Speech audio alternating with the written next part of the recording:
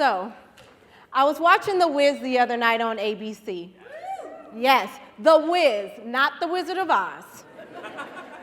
For those of you that don't know, The Wiz is a 1970s movie based off a Broadway play.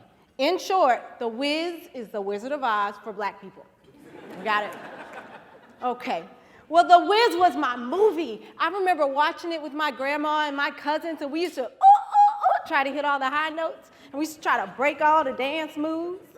So as I was getting ready to ease on down the road with my own kids, I couldn't help but realize how much the story reflected my own teacher story.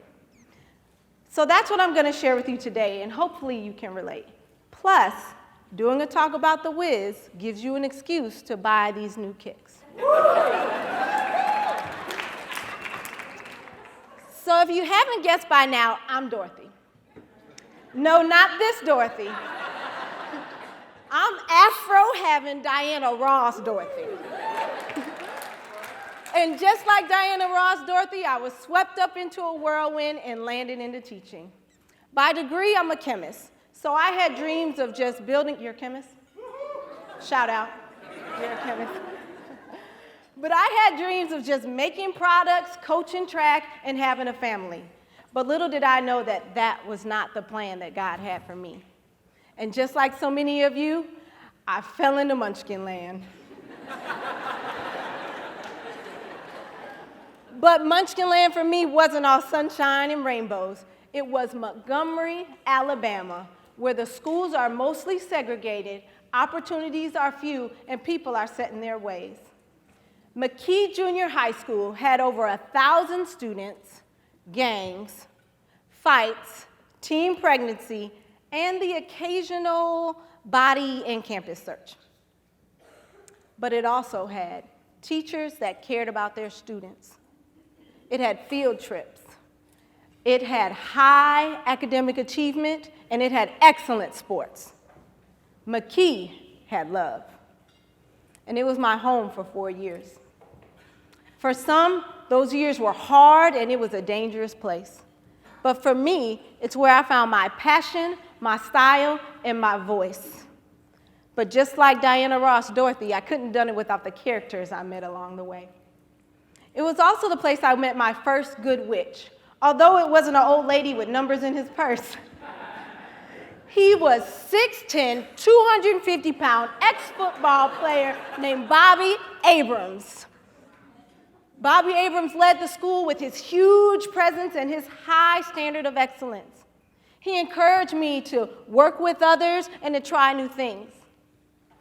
But most importantly, he supported me with the decisions that I made in my classroom. And although Mr. Abrams was my guide, it was the students that got me on my way. One of them is Matthew, and he reminded me a lot of Michael Jackson's Scarecrow in The Wiz. I'm sure you know the Matthew type. He would come in, hood on his head down, half asleep, sitting front and center because that's where new teachers put uninterested students. So one day I decided I'm going to have a conversation with Matthew. So I brought Matthew outside and I said, "Matthew, what's your dream?" He looked at me like, "What?" I said, "Matthew, what do you want to be when you grow up?" He shuffled his feet, rapper. And I said, "Cool, I'll support that. How many raps you got?" He said, "Oh, I got a lot." And he opened his notebook and started to show me. And I said, "You know, Matthew, the best rappers can rap about anything. So next time we're in class, why don't you write rhymes about what's going on?" He kind of thought about it and he said, "Okay." So we walked back into class and Matthew walked to his front and center desk and he opened his notebook and he began to write. You see, like so many of our students, Matthew thought he had no brain. He thought school was not for him because all his life up to this point, he had been surrounded by crows. Teachers that said he wasn't good enough and that his dreams were not important, and students that called him stupid. All Matthew needed was for somebody to care about what he cared about to change his perspective. I never wanted to be that teacher. You know, that teacher that discredits and devalues their students' dreams. The truth is that our students' dreams are the #1 connection that we have with them. Their dreams are their vision and their hope of their future selves. And when we devalue or discredit their dreams, we devalue who they are. But when we support and encourage their dreams, we break down the walls that uncover their true selves and who they might become. So the next person I met was the Tin Man, only he wasn't a he. Her name was Jill, and she was a big yellow girl with short hair, a loud mouth, and even louder personality. My normal day with Jill went something like this. Jill, have a seat. Miss Washington, why you gotta call my name? Every time something happens, you call my name. Second time, Jill, have a seat. Did you see him hit me? No, I bet you didn't see him hit me because it's always me. And she would get louder and louder, and she would try to get people to join in. Okay. Jill, sign the conduct log. Miss Washington, I ain't got to do shit. And she would lean back in her chair, smile and look at her handiwork. So I'd send her to ISS, but the next day I'd have her come in and I act as if nothing ever happened. And I'd bring her back to the back of the classroom, and that's where me and her would have our conversations. And I'd say, you know, Jill, you're an excellent leader. Everybody knows it. But it's up to you to decide if you want to use your superpowers for good or for evil. She'd give me that old Tin Man response, whatever.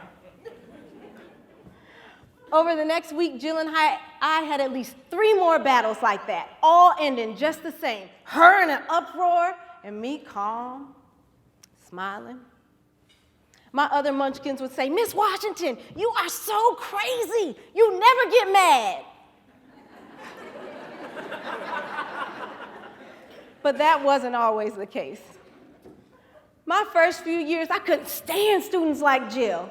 I would engage in power struggles and arguments with them. I'd use the volume of my voice to try to gain control. I'd even humiliate leaders like Jill. But all this did was leave me tired, frustrated, and isolated from the rest of my students. I'm not easily offended. It's my glory to overlook an offense. I'm slow to anger. Eventually, I became to realize that I'm the only adult in this classroom.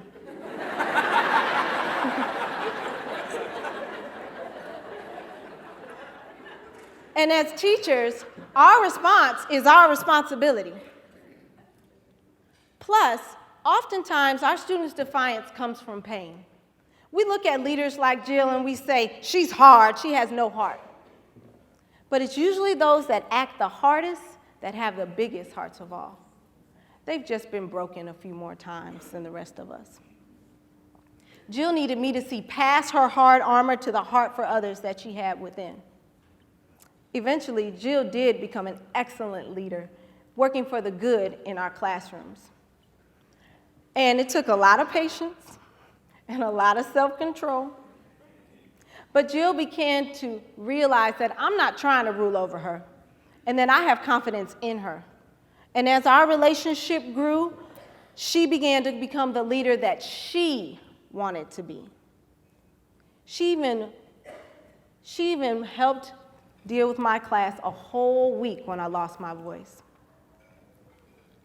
Now, as teacher leaders, as all you are, I'm sure you guys have met a lot of lions. You know, those ferocious yet fearful ones, and they need just a little bit of courage. I found that oftentimes these are not my students. These are my colleagues and myself.